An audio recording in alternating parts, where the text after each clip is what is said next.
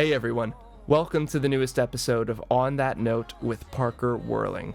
Today's guest is an incredibly talented singer-songwriter, multi-instrumentalist, and producer based in Nashville, Tennessee. His new single, I Surrender, is out now on all streaming platforms, and you need to go check it out. Before we get the episode started, please make sure to like and subscribe to this podcast on Spotify, YouTube, and Apple Podcasts. And don't forget to follow me on Instagram at Parker Whirling and at @onthatnote_podcast. And on that note, please welcome Blake Ruby.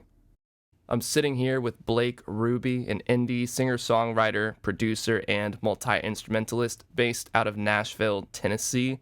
His newest song, I Surrender, is out now on all streaming platforms, and I actually discovered it on Spotify's Fresh Finds Indie playlist. And to be honest, it is really one of my favorite songs I've heard in like a very long time. It's just this incredibly powerful love song, and it's got an interesting, kind of unconventional song structure to it. Feels more like a journey with a beginning, middle, and end than it does your conventional verse, chorus pop song. And so when I heard it, I loved it, and it's only gotten better and better every time I've listened back to it. So I really would love to know the writing and recording process behind this song, I Surrender, and if it was anything different about this approach compared to your previous releases. Awesome, man. Well, those are very kind words also. I appreciate it. Of course. But yeah, man, the song was it was fun to make. We kind of started it. Well, normally like to start off from the beginning. My normal writing process is that like I'll try to kind of start something on a piano or guitar. In this case, it started on a piano that I had in my room. We got this piano off Craigslist like probably 6 months ago, and the first day that we got it back, I started kind of like playing these chords on it, and it was super out of tune, but it was kind of just a fun vibe. And I've been listening to a lot of Frank Ocean's Blonde record. Yeah. Which I'm sure you can hear the influences. The solo, I immediately thought of Solo for sure. Yeah. Oh, that one for sure. Yeah, is a big influence. But yeah, it kind of started off like that, and I kind of specifically wanted to push myself as a writer and not have like a pretty standard progression. But it happened pretty organically because the way the song actually started, it was 3 separate song ideas. In terms of the melodies and the chords and stuff, it was kind of 3 different ideas that I had that I'd written within like a week or 2 of each other, and just slowly realized that they kind of worked nicely together. And then the lyrics kind of came after I had like a mumble structure, rolling through it. So that was kind of like, I guess the writing process of it. It was kind of flew pretty naturally for a couple weeks. I just would pick it up whenever I had free time. And then when we started working on it, it was kind of like in the middle of 2 other songs. A Lot Less Happening is the first single that I put out. That was kind of the first one, me and these other 2 guys, Chris Donlin and Val Hoyt. They're really good friends of mine. We do a lot of production and writing together and stuff, but they helped with the production on it. And they're both super killer musicians, producers, writers. And so we kind of just like got together with the first single, A Lot Less Happening, this one, and then one that's coming out August 27th called Momentum. And that was we kind of had these like 3 singles, just this batch that we wanted to work on together. And it kind of happened pretty organically. Like Val and Chris came over. I had a home studio back where I was living in Nashville, like during COVID. And it was weird because I wasn't really collaborating with a lot of people. It was kind of just like, locked down, and we were doing the best we could to kind of stay busy with the people that, we're super close together. Like people, I didn't really see that many friends at the time. It was just pretty much those 2 guys and then my roommates. But yeah, we kind of just started rolling with it. I have this little, so I know I'm flying, but I'm trying to just remember how it went.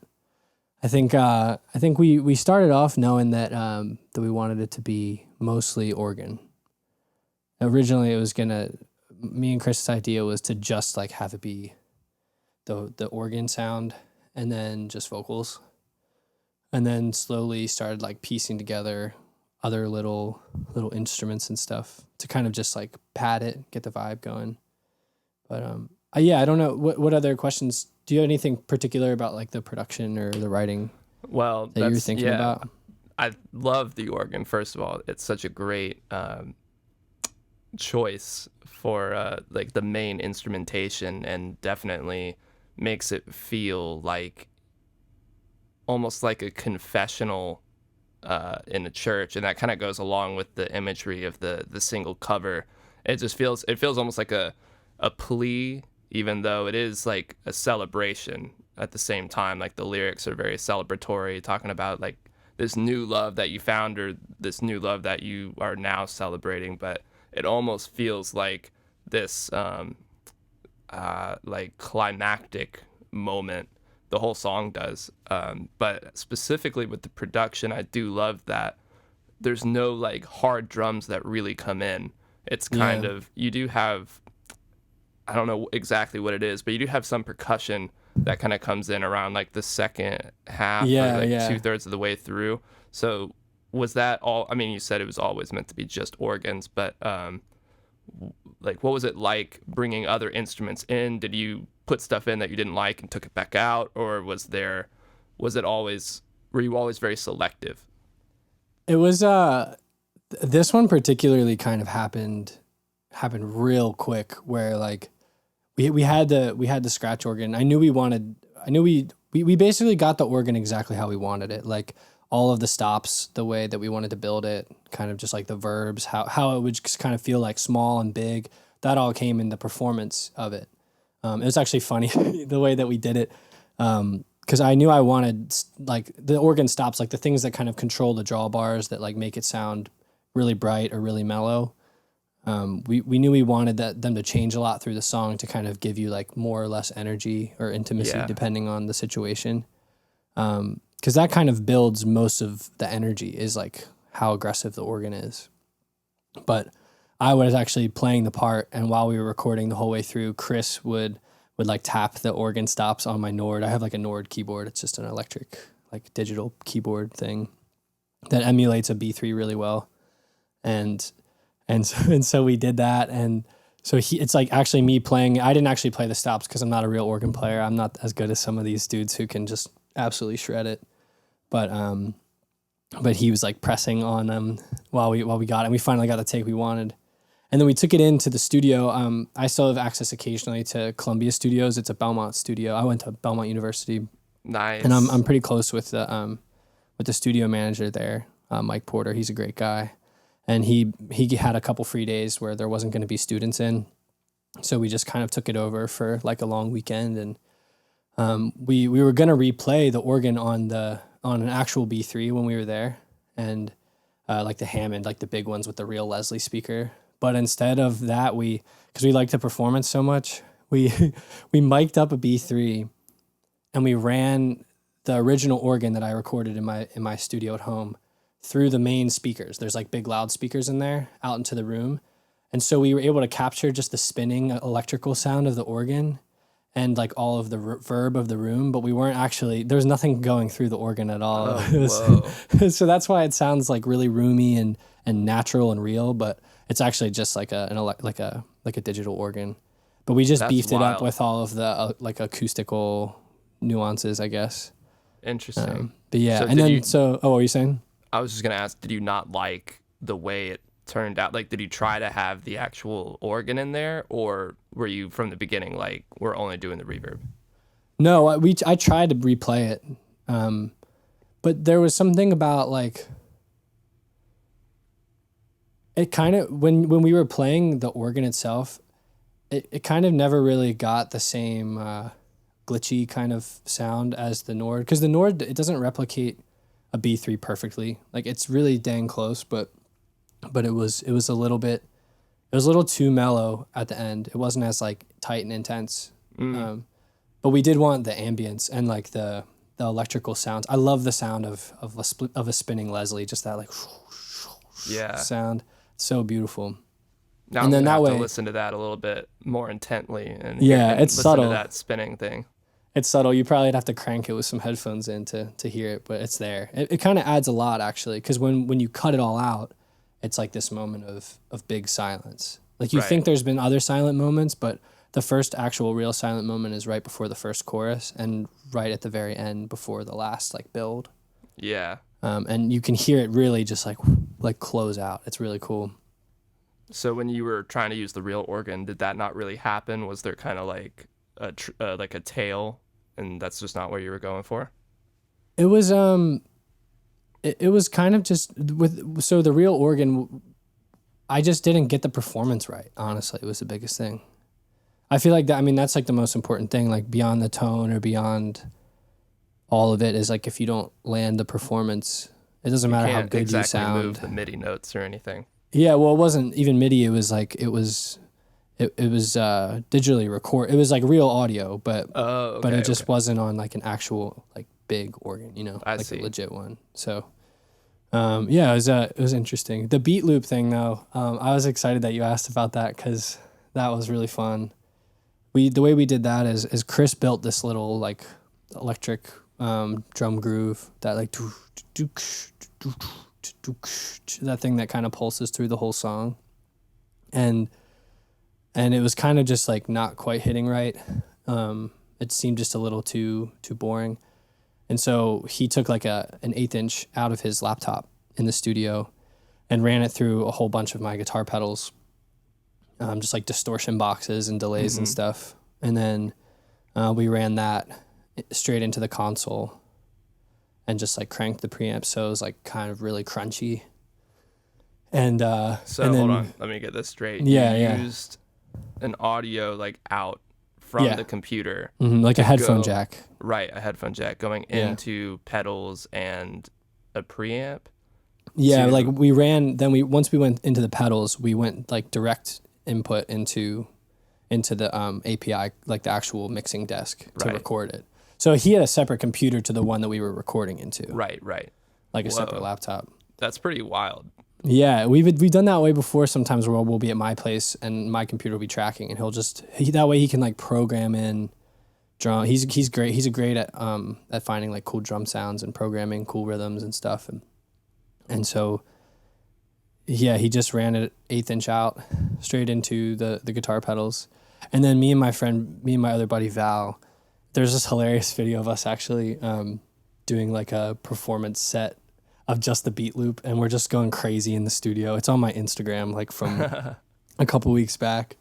But yeah, and we kind of just performed a bunch of builds, and that's kind of why the beat loop changes throughout like the whole song. It never really actually sounds the same ever. It's because we're kind of like adjusting filters and like the amount of distortion and the amount of reverb and clicking pedals on, and we were just kind of like, we would perform a take for like 5 minutes straight without hearing the song and just like build it different ways. And then I eventually just took all of that in and like spliced it in the sections of the song that it sounded best. Gotcha.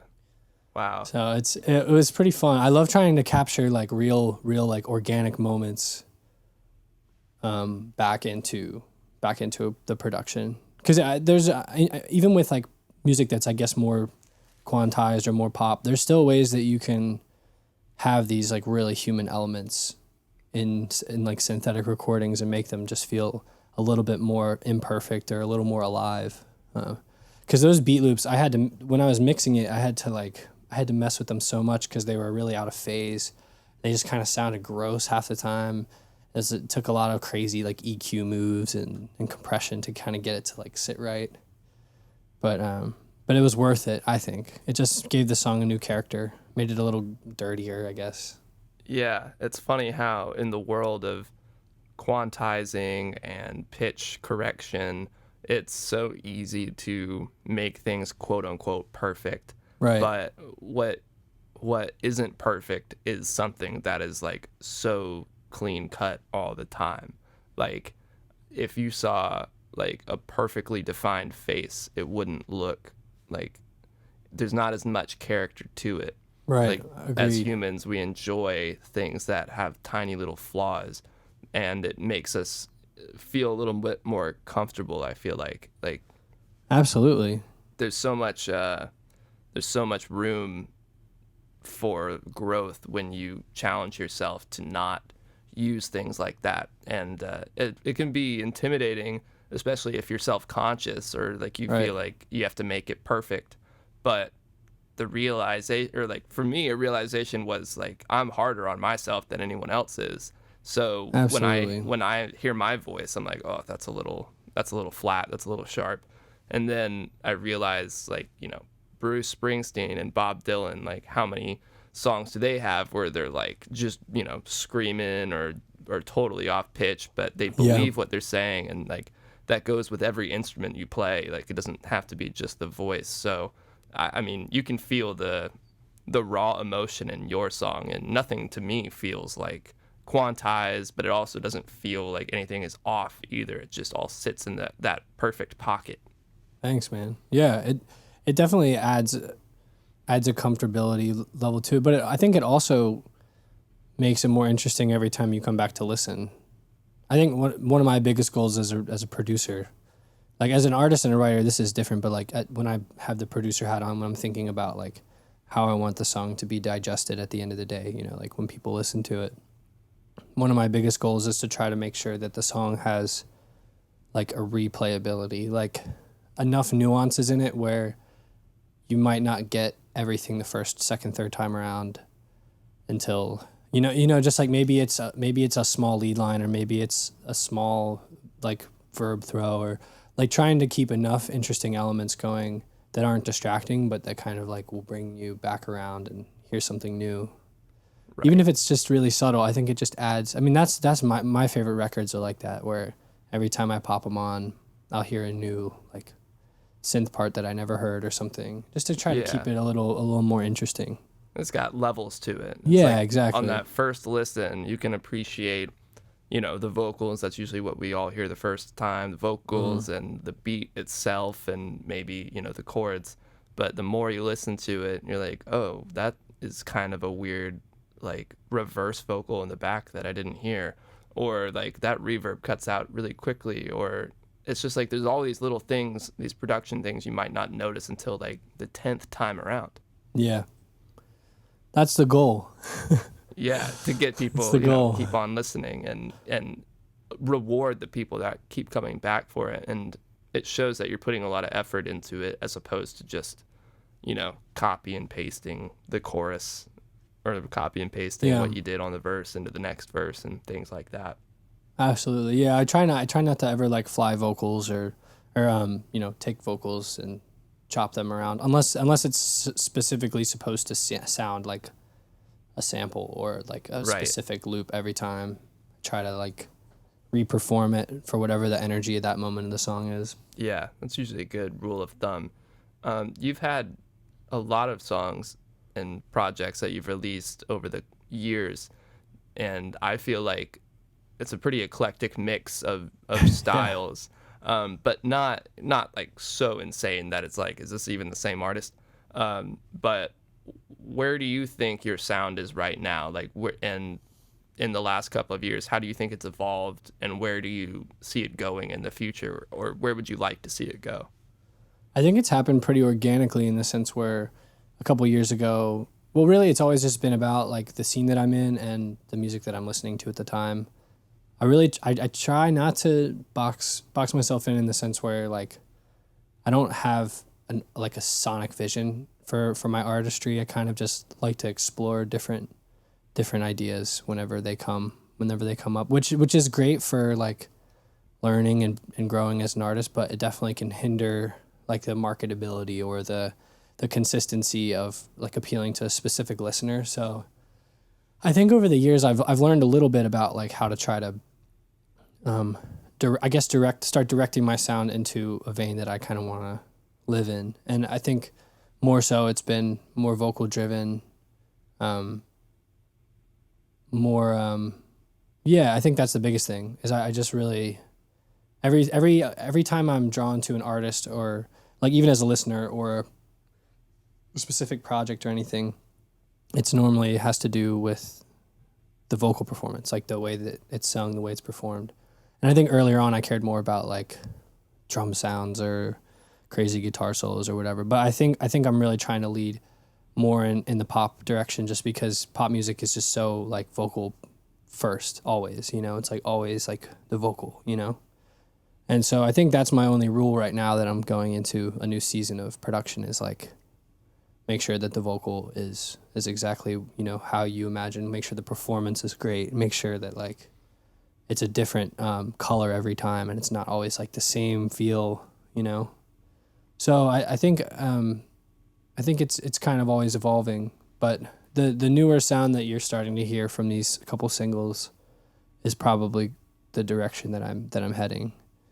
But I'm definitely these songs were kind of aloof a little bit, in terms of like they didn't really have a ton of groove or a ton of rhythm as the forefront, and so I think going forward that's gonna come back a little bit more, is like stuff that kind of slaps a little harder. Yeah. Gotta have a slap always. Yeah. So it's been fun to do like the super ethereal, acousticy, like ballady thing for the last couple songs, but I'm definitely gonna head back in like the heavier direction, I think. Your lesser light to fill the night. Sorry, what is it? Lesser light to rule the night. Lesser light to rule the night.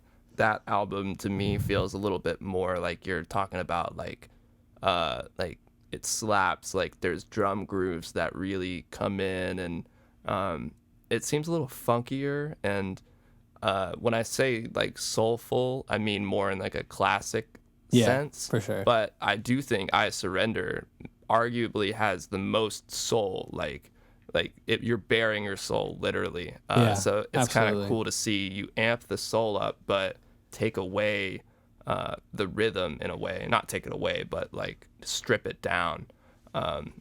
So I'm excited to hear the new stuff you have coming out that add some more of those drum things to it. But it's cool that you had that experience of having like really sick beats and then challenging yourself to take it away, but still make it interesting to come back to every time you listen to it. Yeah, another thing too is like I'm trying to learn how to have rhythm in a song, but maybe it's not like obvious with drums. Like I think I Surrender, you feel the pulse the whole way through because the lyrics have such a tight rhythm. Right. You know, like the vocal, the way it's performed is really rhythmic. So you feel it the whole way through, as opposed to a song that has really drums moves too. Like it doesn't that's just true. hit chord. It like does these little lead ins and fit and lead outs that really help you understand what's going on with the rhythm. Yeah, that's a totally cool thing. I'm just like, it's cool to like talk about it with you because I've been listening to it a lot these last few days for sure. Yeah, that's wild. Do you want to talk about any lyrics? Anything stand out at all to you? Yeah, like if you want to talk about it, like what's on your mind with your lyrics now that you've released it July 9th, so it's been at least a month. Yeah, a month and change. When you reflect back on your lyrics, how do you feel about those compared to maybe some of your other songs? Yeah, it's a good question. Well, I mean, I think what we already touched on earlier with like not having it be specific chorus, verse, chorus thing. I was trying to figure out a way to kind of create little mini stories or little mini moments that kind of kept the song alive. But the story, you know, is it starts off like really intimate, you know, with the first verse, and then it goes into I guess what you could call the refrain is like the you make my dreams, you know, that comes around a couple times, and then I've been lying if I said I would, all that stuff. So many hooks, by the way. Oh yeah. Well, that was the first thing I wrote, was that the chorus, the I'd be lying if I said I wasn't scared of tomorrow.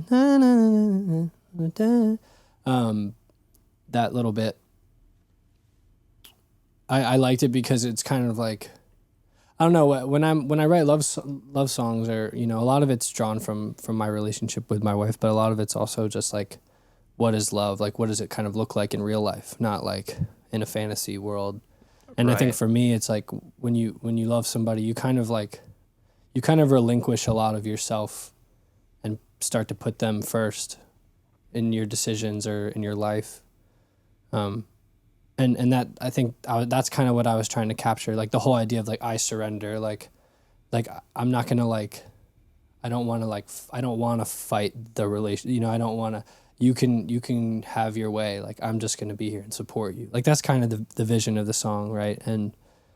And so I was kind of trying to come up with all these little mini moments of like, you know, if I've gone astray, I'm re-enchanted by your gaze. You'll never have to wonder why I'm reaching for my phone. Like, it's like, that's what I wanted to ask the about, idea that of specific like, lyric. the idea of like, you know, you hear all the time in like fun pop songs, it's like, go through your phone or whatever. It's a stupid line, but it kind of just, it shows a lot of loyalty, I guess, in today's digital age too, of like, there's nothing about me that I'm trying to hide from you, like in real life or digitally or whatever. So it's that was the lyric I was thinking about. There's a PJ Morton song called I Don't Want to Go Through Your Phone. And I think that lyric came from that. It's like, I don't want to go through your phone. Gotcha. It's about a similar idea of like, he, you know, even if there is something, he doesn't want to know about it because he's just like in love with this person. So I thought that was fun to kind of tag that in there. It kind of reminds me the way you describe that, like expressing how you feel about love and maybe your evolution with how you feel about it. Reminds me of what you're talking about in your song Mr. Mister on your last album. Like, this guy is in love and he's so happy about it, but he's also scared about X, Y, and Z, but at least he knows he can make the girl smile. Yeah. And it's like, it seems like that is almost the seed of what I Surrender ended up becoming. Yeah, absolutely. Yeah, there's a lot of duality between those two songs. It was funny because Mr. Mister, I wrote it like, and I didn't really honestly know this was going to happen so soon, but like I wrote it shortly before I proposed. And so it was kind of the idea was actually like pretty literal, like talking, you know, the normal thing is when you ask somebody to marry you, you normally ask the dad for permission. And so I was thinking like, well, you know, what would you say? And be, you know, it's a very blown up, more emotional version of that. Because when we actually talked, it was just like 5 minutes long, you know. I was like, of course, hey, I got a ring. What do you think? And he was like, oh my gosh. And that was it, you know, it was 2 seconds. But the idea of, like wanting to commit yourself to somebody and knowing that you're not really qualified to do so, but doing it anyways. Like a fun story is like my grandparents, my dad's mom and dad, when he asked her to marry him, when he asked her parents, when he asked my grandma's parents to marry him, they said no. And he said, with all due respect, like Mr. and Mrs. Armacost, I'd like to do it anyways. And that was like their test. It was almost like they wanted to make sure that he was so certain about it that he would like fight for it, I guess. Wow. That's kind of, it's a funny idea of like, because after that, he said they were the best in-laws of, you know, ever and everything. So it's pretty funny, just the whole thing. It's super old school, but it's really cute. Yeah, that's a great story. And that's cool you did that because you're right. It is old school, but some traditions are worth keeping. And of course you want your in-laws to love I'm pretty you. Old school though. I got an old soul. There's nothing wrong with that. that. I got an old soul. I don't have TikTok, you know? Like, that's how old I am. No TikTok. No, I actually tried to post something on it like a week or so ago. It's like a cover of a song. And as soon as I did it, I was like, this is dumb. Oh, yeah. That's funny because I did that this too. Whole world is like not cool. I posted a cover once, and it was after like posting something that didn't work at all. And then all of a sudden the cover got like 750 views, and I don't like, that's not a lot for TikTok, but it's a lot for somebody who has like 2 followers. So it's like, okay, I get the addiction. And then I posted something else, and it didn't even like come close. And I tried another thing, it didn't come close. So I was like, fuck it, I'm not doing this anymore. I just watch TikToks now. Yeah. Yeah, But I did man. want to kind of shift into another thing that Yeah. kind of piqued my interest on your In the Queue interview.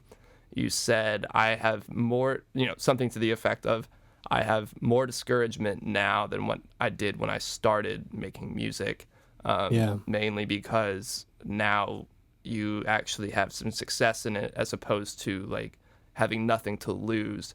Do you feel like that discouragement gives you fuel in any way? Like you're like, okay, like there's pressure, like pressure makes diamonds.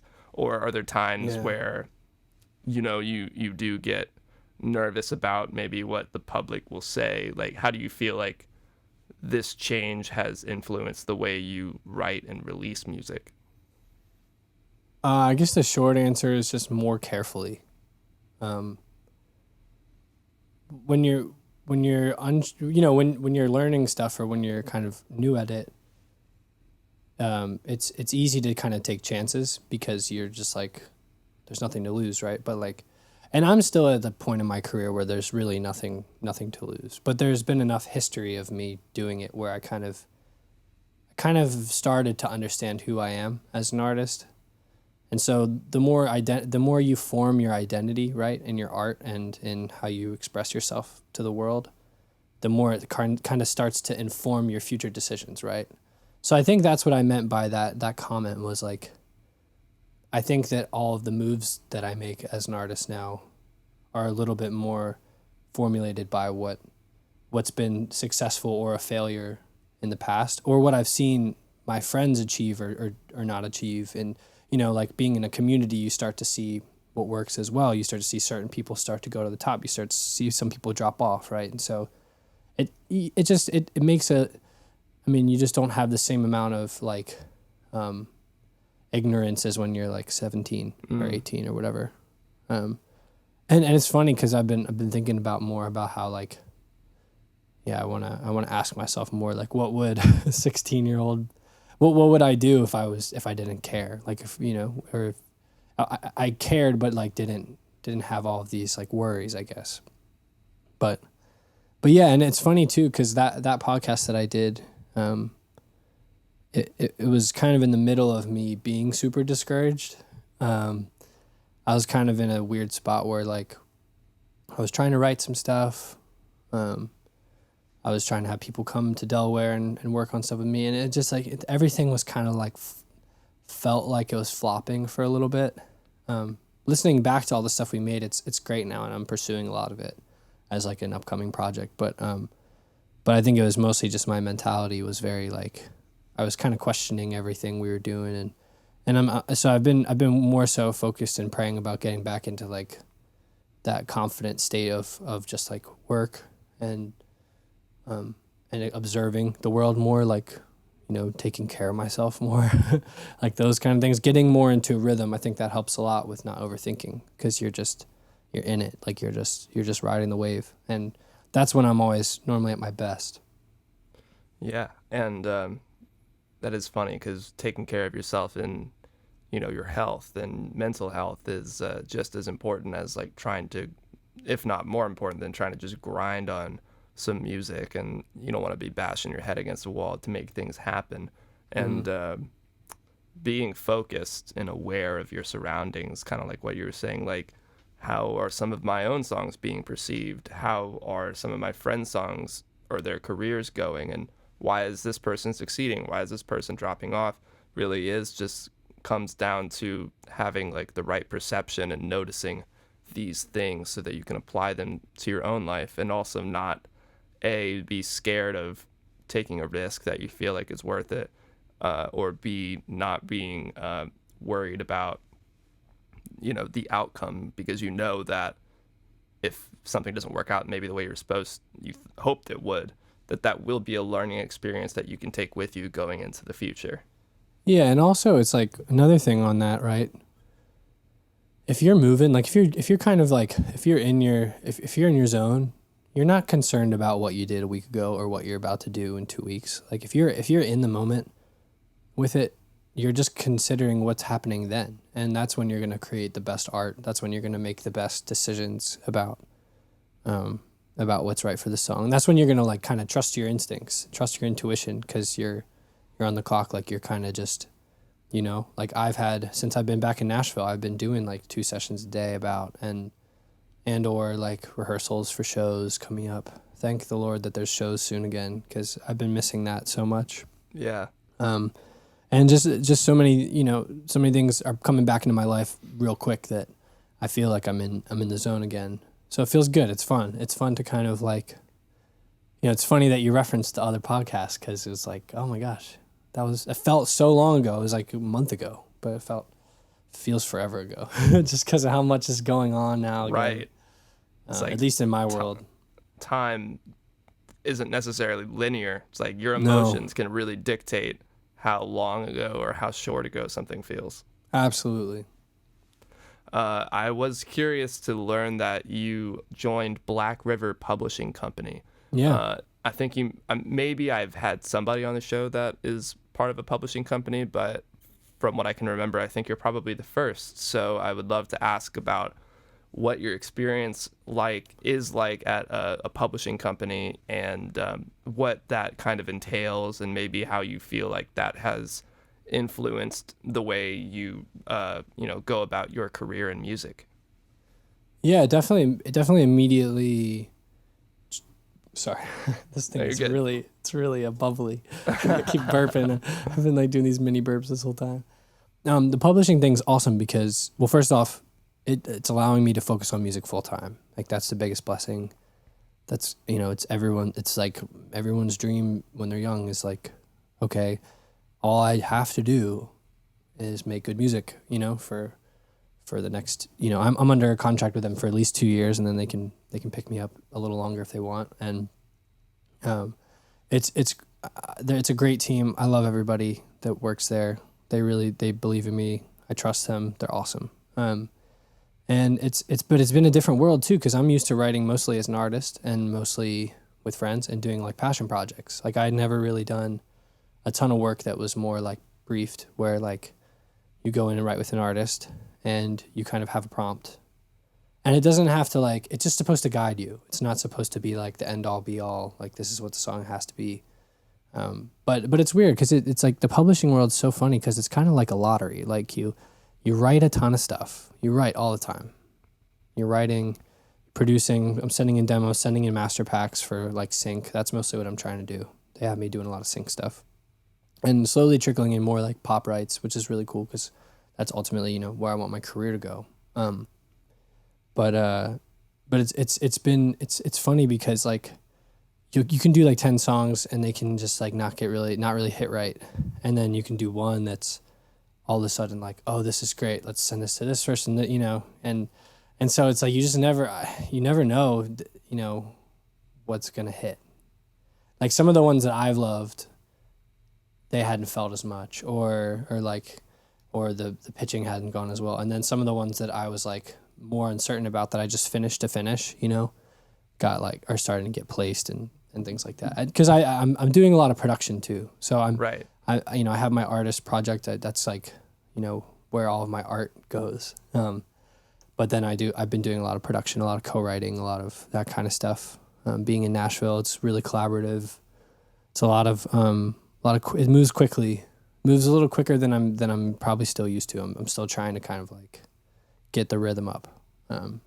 But yeah, it's a cool world, man. I've been enjoying it. There's pros and cons, obviously, to everything, but yeah, it's interesting. Are there any specific questions you want to, because the people that listen to this might want to know about like what the publishing world, I don't know. Yeah, I don't know. Like, really what I have is, one question I have is like, do you have any advice for artists who want to work with, like as a client, or even work for a publishing company as an employee?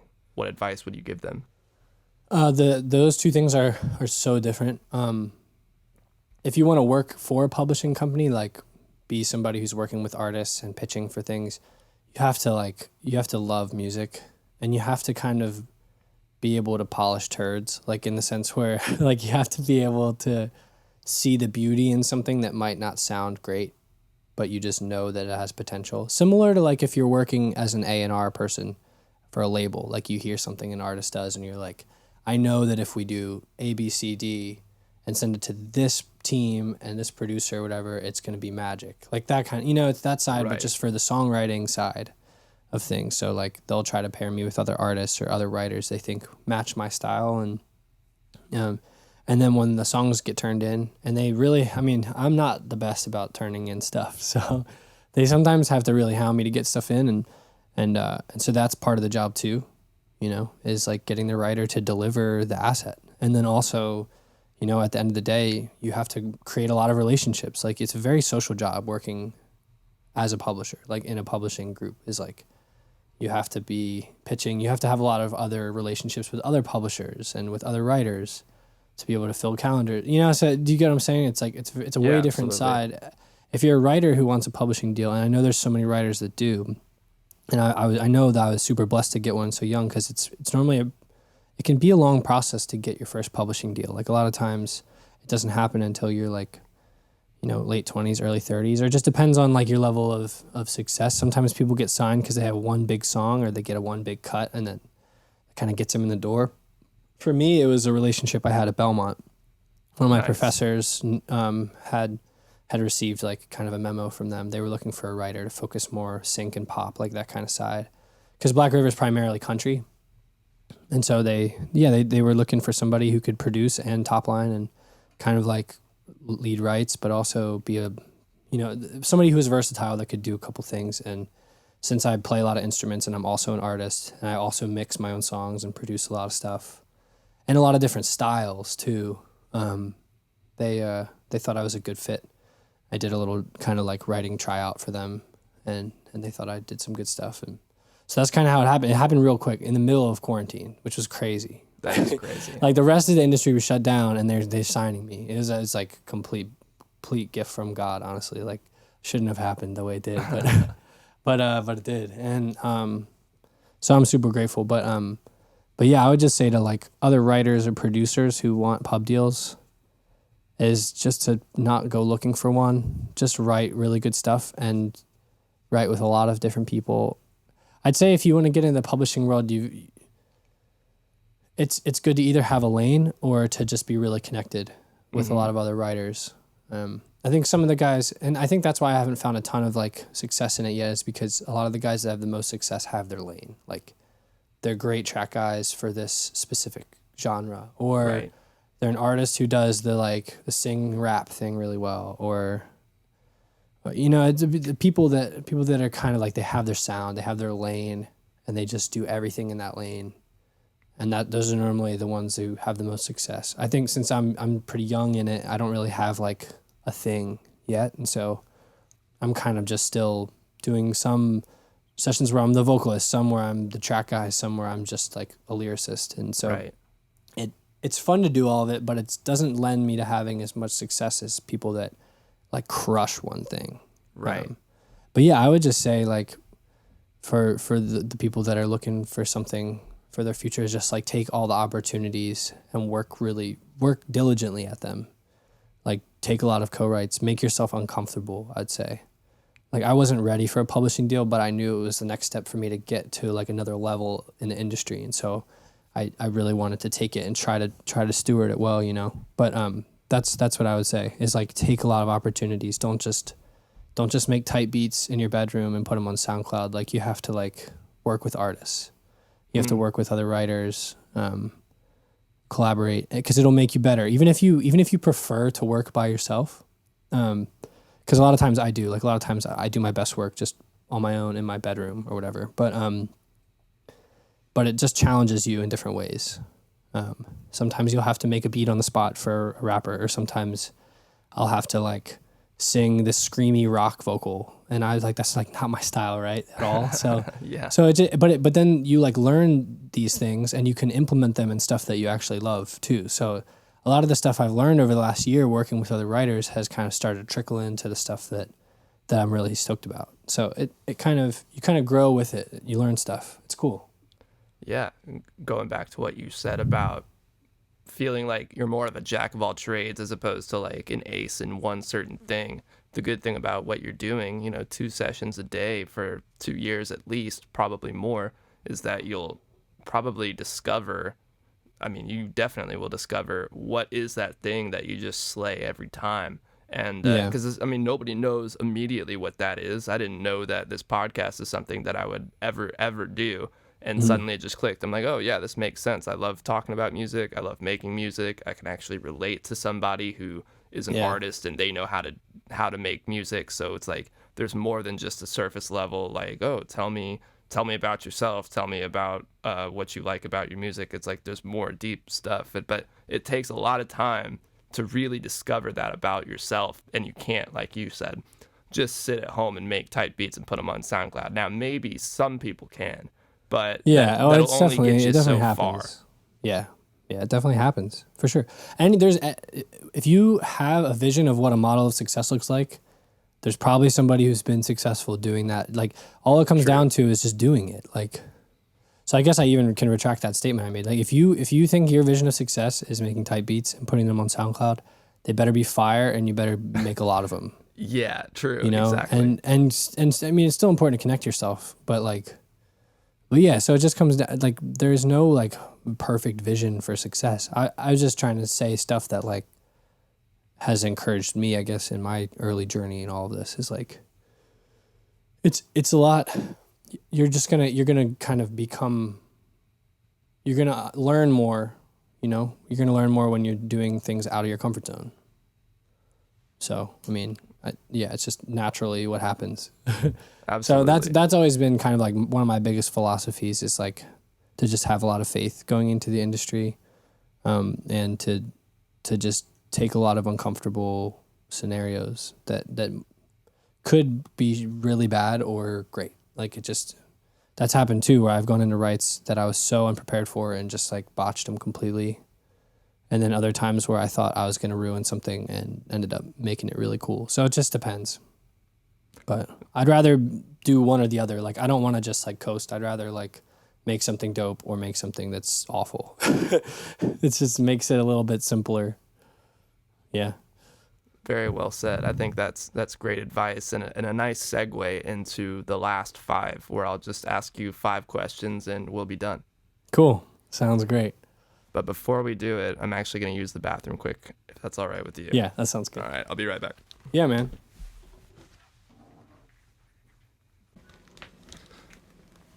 Very nice. We got the shades on for the second half. I'll leave him on. Why not? Leave them on. We won't even say anything. We'll just act like it was there the whole time. Wonderful. All right, so last 5 here. Just 5 quick questions, and we'll be out. Question number 1, Logic or Ableton? Oh, I love Ableton. I don't have it right now, which is funny. You don't have Ableton right now? No, I had it. I was like kind of on a friend's account for a little while, because you can have sometimes like multiple things on multiple devices, and I loved it. It was awesome.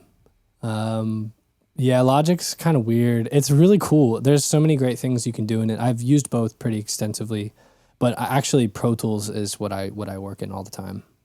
Gotcha. Interesting. Yeah. Pro Tools seems to be like what people who really work in the industry use. It's kind of just, especially it just depends in the city you're in, but in Nashville, it's kind of still the industry standard. Logic definitely is for like most writers, but since I do a lot of mixing too, and a lot of editing, Pro Tools is just the easiest with both of those things. Gotcha. And I've gotten, people like to hate on it for like certain things, but it's got a lot of good workarounds. Like once you get used to using it, and there's like cool stuff you can do. But yeah, it can be frustrating. And every DAW is like amazing at some things and like really frustrating at others. So 100%. I just say, like, for anyone who's wondering, just pick one and just learn it really well, and you'll be able to make cool shit no matter what DAW you're in. Yeah, I totally agree. The DAW is just an extension of the artist, really. Yeah, and it does, like, people are right where it's like certain DAWs lend to to certain things. So depending on what you like to do, but sometimes it's kind of funny to like whip up GarageBand and make something, because it's like the limitations can make you think differently sometimes. I totally agree. I like doing that. I mean, I record voice memos instead of using mics all the time. Like, you know, it's fun to kind of like get yourself out of your comfort zone and make something different. So I would say if anybody's like stuck on on making music, just get a new DAW or like demo a new DAW for like a week or two, because you'll just make new stuff. Gets you out of your comfort zone. Yeah, for sure. What do you use? I use Logic. I have used Ableton before, like the demo version where you can only do 8 tracks. Yeah, and that's really fun for like making beats. I wish I had the full version so it's really expensive. Like the whole suite, I'm like, it's like dude, $600. I don't know about that, and I'm not good at like ripping off stuff from the internet. Like you can't with Ableton. It's trash. There's a couple torrents, but honestly, also like. That's another thing. Like I had cracks for a while, cracked plugs. I would just tell people like, if you can afford it, like, buy the software. Like people in the industry, they're working hard. Yeah, they know what they're making. They're like, it's good to And a lot of times you can email them and be like, hey, I'm a student, or I'm new at this, or I want to extend my demo. And like most of the time, the software companies are pretty chill. It's like normally ran by like 2 dudes and then maybe a couple marketing people. It's like they're pretty low key, most of them, unless you're talking about Waves. I don't like Waves. You can rip off Waves. I have actually cracked Waves. Actually, don't keep that out of the interview. Yeah, I don't use them. I don't use them anymore, but I did in college because I didn't have any money for plugins. Yeah, that shit's expensive, man. It racks up after a while. Especially UAD stuff. UAD, please sponsor me. Your plugins are so fun, but they're very expensive. Shout out UAD. Yeah, Shout out UAD. One day I'll actually spend some money on plugins like that, but today is not that day. Yeah. Question 2 is, what do you think is a perfect album front to back? Like to pick an album? Yeah. Or like, okay. Front to back. There's a couple that come to my mind right away. What's Going On by Marvin Gaye is incredible. Okay. I'm going to be basic and say Blonde by Frank Ocean. That album is just phenomenal. Not basic, man. That's the right answer. That's probably one of my favorites of all time. Tyler, the Creator's new album is becoming one of my favorites. Okay, yeah. It's really good. It's fire. I like it better than Igor. That's a controversial opinion. Yeah, but I do. I think it's sick. I think he's dope. I really do. I hate being like a Frank Tyler boy, but I just really like their music. They're so sick. There's a reason why they're both at the top. Like, there's no reason to stand them. No reason not to stand them.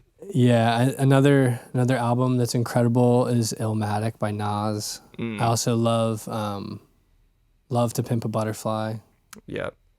That album is a classic. That's gonna go down as one of like the best records of all time. And just the personnel, the people that created it are all big heroes of mine, I guess. I recently Mad Villainy. Have you heard that record? Yeah, I have a few times. Not as many times as like Blonde or Igor or what was the other one we just? Well, it's an older album. It's like it came out in the early 2000s, but Mad Villainy's sick. That was the first album that got me into like 90s hip hop, honestly. Mm-hmm. That like actually made me album. like excited or like that era of hip hop, I guess. Because I guess it's early 2000s, 2004 or something. I think it's. But that album and Illmatic started getting me into like listening to Biggie and listening to like Africa Bambaataa. I mean, that's like late 70s, 80s. I watched the hip hop evolution documentary this year. Oh yeah, on Netflix. Good? Yeah, it was cool because I've always been a fan of like more modern hip hop records, but I never really bothered to listen to the whole story of like music back from when hip hop started in like the 70s all the way through, and who kind of were the big people involved. And it's a pretty cool they do a good job of telling like a really expansive story of the whole hip hop evolution. So it's pretty cool. I it helped me also as a producer and a writer. Like, it helped me learn about other styles that I'd like now that I never really even knew about. Like little micro styles, little micro communities, right, of certain historic situations in the world of hip hop, I guess. That's cool. So that's what I've been listening to a lot of like older hip hop this year. But I would say also, I love Sound and Color by Alabama Shakes. Yeah. That album is phenomenal. That was a huge album when it came out, and then I think people kind of forgot about it, but I think it's probably gonna like come back again because it was so ahead of its time when it dropped. Yeah, and Jamie by Brittany Howard. Yeah. I think that's how you pronounce. I think that's how you say the album. I think it is. That album. I don't know. But that album is incredible. It's so good. I love. Do you ever listen to Dawes? All your favorite bands by Dawes is one of my top 10s. Is Dawes? They're like I'm thinking of Foals. They're like different. California rock, like Americana. Yeah. I definitely know the name Dawes, but I've never really listened to them. Yeah, Taylor Goldsmith is a phenomenal songwriter, and I think his brother writes some of the songs too, and they have like friends that write for them as well occasionally. But I think he's the main songwriter. He's incredible, and I'm trying to think what else. But those albums, those ones I've listed, I can listen top to bottom any day. And yeah, those are a lot of great answers. And love them. There's probably a couple more too that I'm forgetting. Some people can't even think of one, so that's amazing. You thought of like 5 or 6. Oh, yeah. Well, that's how I listen to music normally. Like is records. I kind of try to just throw an album on instead of just singles. Yeah, I'm usually the same way. At least when I'm getting into a new artist, I want to, like a new artist who I'm not going to interview. It's kind of different if I interview them. I'm like, well, let's go through the singles. But if it's like a new artist who is already really big and I don't know them, I kind of have to be sold on an album. Yeah. Oh yeah. I'm that way too. And that's why I put out, when I was in college, like I put out like longer projects. I didn't just do a bunch of singles, was because like it was really fun to kind of develop a sound or develop a mood for a year or two's worth of work. And it's just kind of, I think it gives you a little bit of length. Like if somebody likes you and you only have like 6 songs out, there's only so many times you're going to be able to listen to those couple songs. But if you have a good bit of body of work, it's easier for people, I think, to dive in and become fans because you just have a little bit more depth to you, I guess. People can hear new sides of you as an artist too all the time. So it totally just depends. So that's question 1, right? That's a long 2. answer. One was Logic or right, Ableton. Yes, okay, all right. So now question number 3 is who's your dream artist or producer to work with? Oh man, I have a few. I would love to work with SZA. I think SZA is so dope. I think she's the coolest songwriter right now. She's incredible. I can't wait for her I hope she puts out an album soon. But I love I would say like probably people that are alive. It'd be really cool to write with Frank. That would be insane, man. And I'm trying to think who else. I mean, I would say probably in terms of producers, I've always loved everything that Blake Mills has done. He's phenomenal. Yeah. I think he works just with did an everybody. album with Pino Palladino. Yeah. And his solo stuff, fantastic. His first 2 solo albums are amazing too. They're more like Americana, singer-songwriter kind of things. But his production's, it's so intuitive. I mean, he started off as a guitar session player in California for a little while, and as a really young guy, he was like getting big sessions when he was like a teenager still, and kind of worked into the production world. But he's always been like a big inspiration for me, and just in terms of like he's super musical and fluid, but the songs are always framed well. Like it's not like the emphasis isn't on the musicality; it's always on like the song, which I've always tried to value in my work, I guess. I love, and he works a lot with. Okay, so another guy, Ethan Gruska, he does all of Phoebe Bridgers' stuff. Yeah, the new Punisher that production is crazy. Yeah, that's him and Tony something. Oh, I forget the guy's name. But they're like they do a lot of stuff together. Him and this other producer. I'm sure a lot of the sound is the other guy too, but I can't remember his name. But yeah, so those 2 guys, I mean, those guys are sick, man. I think Robert Glasper is dope. He'd be so cool to collaborate with. I think I know his name, but can't put my finger on he's a what piano he's player. on. He's a piano player. He worked on a little bit of To Pimp a Butterfly. He's mostly a player. He's an artist too. He is incredible. Right. Actually, that's another record, Black Radio. The first Black Radio album by Robert Glasper is so good. Yeah, I'm trying to think who else. It'd be sick to do something with like Thundercat or Yeah. I mean, he's amazing. I don't know. I've got a lot of different influences, different genres of people that I'd love to work with, but Yeah, I hear your stuff and think of James Blake a little. yeah, that's another one that snuck in because they're snuck by. Like James Blake is definitely like really up there for sure. I mean, he would be insane to work with. I Surrender sounds like a song that he would cover, honestly. Oh wow, that's a huge compliment. Yeah, well, it's like y'all's voices have like that similar, very emotional gravity to it, and yeah, I mean, he might make I Surrender a little more electronic than you right, did. yeah. But I see a lot of similarities there for sure. Wow, yeah, I love James Blake, man. Yeah, he's the Assume man. Form, that record he did in like 2019, right, is incredible. I've been sleeping on that one because I loved the first two, and I need to go. It's a sleeper. Not as many. It's not as popular, I guess, of his stuff, but I think it's my favorite production. Oh, really? I feel like other people are always like, Assume Form's amazing. I'm like, I never actually listened to the whole thing. I'm stuck in the past. Yeah. See, I'm kind of the other way around, where I heard that record right when it came out. Gotcha. And then went back to some of his older stuff. Yeah, I think his older stuff was a little bit more experimental and weird, and like that was what I stuck with. It was a little trippier. But his new EP was like the best shit ever, honestly. Oh, the piano acoustic stuff. No, the before that album, the EP before. Oh, okay. I know what you're talking about. Yeah, it's just 4 songs, and they're almost like club beats, but he does them in a really cool experimental way. I got you. Yeah, if you haven't listened to that. Is it called This Is? The EP is called Before. Oh, okay. It came out in 2020. Oh, word. Okay. I know I haven't listened to this. I'll check it out. Oh, that's man. sick. Wow, okay. Please let me know what you think of after. I'll save it right now, yeah. Nice. Question number 4 is, what's on your musical rotation right now? Right now? Oh, man, I could send you a playlist, but I have... Let me actually pull it up.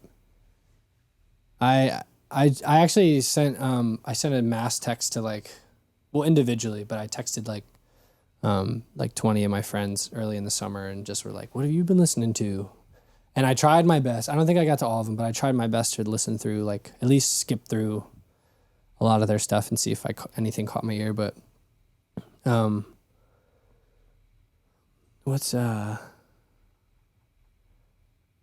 got into older David Bowie stuff, like Hunky Dory. Okay, yeah, that's a great album. Album's really cool.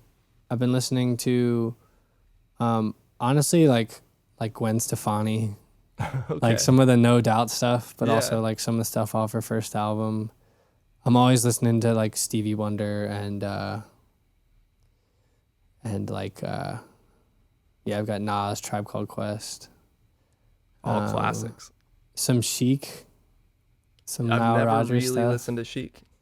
Yeah, I think I was trying to challenge myself this year to listen to more like dance heavy music, not necessarily like dance music, but like stuff that's got like a lot more groove to it. Just because I'm normally drawn to like the really like emo stuff, but yeah, so it's a lot of like boom bap and a lot of like disco. And then newer stuff, Giveon is amazing. He's incredible. Some of the new SZA stuff. I got some Joni Mitchell, some Jackson 5, some Mammal Hands, Phoebe Bridgers, some Bob Dylan, pretty much always. Nice. The Weeknd, it was like the biggest record of 2020, but that album's incredible. After Hours. Listen to a lot of that His stuff. new song, Take My Breath Away, is pretty sick. Yeah, that one was cool. That's cool. It kind of seems like it's like a epilogue to his album. You know, It kind of seems like it's in the same vein. Definitely. But some My Morning Jacket, Golden. Okay. That song is so good. It's beautiful. I didn't even know about it until like a couple weeks ago. But got some Lana Del Rey, some Mac Miller. You It's got a all the hits. it's a weird group right now. The stuff I've been listening to, it's kind of all over the place.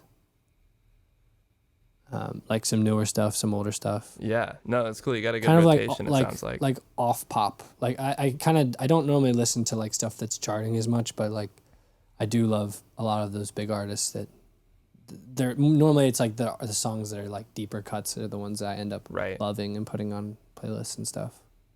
No, that's a great list, honestly. Yeah. The last question here is, what is your favorite decade of music? Oh man. The 2020s. Nice. He's looking in the future. Yep. I like that. That's answer. my official answer, but my unofficial answer would probably be, dude, I'd just say like the stuff I listened to in high school. So I guess like 2010. like 20. I'd say like 2010s would probably be, just because like it's like all the stuff you like when you got your car for the first, when you started driving, you bump stuff from, or whatever, or yeah, I mean there's like so many like coming of age moments that happen when I bet if you asked like 1,000 people, I bet at least like 80% of them would say whatever era that they were like a teenager in. I feel like that's the most impressionable time for people with music. Yeah, is like you're probably that right. time period. It's you're such a sponge with culture at that time. Yeah, I think with culture and with just like I feel like I didn't listen to music on my own until high school. Really, like I didn't know what I liked until then. I just listened to like whoever was driving would have the radio on. That's what I listened. I didn't really like download a shit ton of music or discover anybody on my own. I would just whoever my friends were listening to, I was just like, that's cool. And then I would get into them because my friend, it was always like a communal thing for me until high school. And then I was like, yeah, I like these people. Like I have my own sound. Or you start to find your identity. Yeah, I feel like that's when you start showing other people music. Right. You're like, check this out. That was high school for me. I guess it started to be. Yeah. Definitely, whatever was in your CD changer in your first car, that's a pretty big deal. Yeah, I still have like, for my high school graduation, I got like $10 Amazon gift cards. So I had a little over $100 in Amazon, and my first car, like it was totaled. It just kind of just ran into the ground. And when I got another hand-me-down car from my grandparents, it only had a CD changer, so it didn't have like an aux cord or a tape machine. Normally you can do the really easy transfer with that. It only had a CD changer. So I just bought 10 albums that I was kind of into at the time. And those 10 records are now like, I know every word to them still. Because it's the only thing you could listen. You just play it over and over and over again. And I think that's my dream as an artist, is to have people listen to it like they bought a CD. Like just replay it and replay it. That would be a dream, to put out a project where like one or two people are like, I know every word, I know every lead line. Because there's albums that are like that for me, where I know every single like click in the microphone and stuff just from listening to it so many times. Right. Yeah. Well, one of these days, absolutely. There's no doubt that will be happening. We'll see. Got more work to do before then, but. Well, it's a long journey, but I know that you're definitely going to get there. You're already on the right path, it seems like. It's been really cool getting to discuss your musical process and getting to learn more about the publishing side of things. That's going to conclude our interview here. Blake Ruby, thank you for joining me for an episode of On That Note. Everybody needs to go listen to I Surrender. I'm not bullshitting anyone when I say that is one of my favorite songs I've heard in a while. It truly is awesome. So please go listen to it. New song coming out August 27th also. Hell yeah. So that's real soon here. That's like what, next week? Yeah, so I get, depending on when you edit this and put it, I'm assuming that it'll probably it's actually going to be out fact. tomorrow. So that's perfect. Oh, nice. Yeah, awesome. Quick turnaround with this one. Let's go. We'll have fun sifting through this today, man. Oh, yeah. It'll be nice to relive the conversation again tonight. Awesome. I appreciate you, man. Thanks for hitting me up. Yeah, this has of course. Been fun. Thanks for joining me. Seriously, it's been really cool getting to talk about all this with you. Yeah, of course. Anytime. All right, Blake. I'll talk to you later. Yeah, you too, man. See you, dude. Bye. Slowly blinking city again for joining me for another episode of On That Note with Parker Whirling. If you haven't yet, please make sure to like and subscribe on YouTube and Apple Podcasts, and you can even leave a comment down below to let me know who you're listening to. On that note, I'll see you guys next time.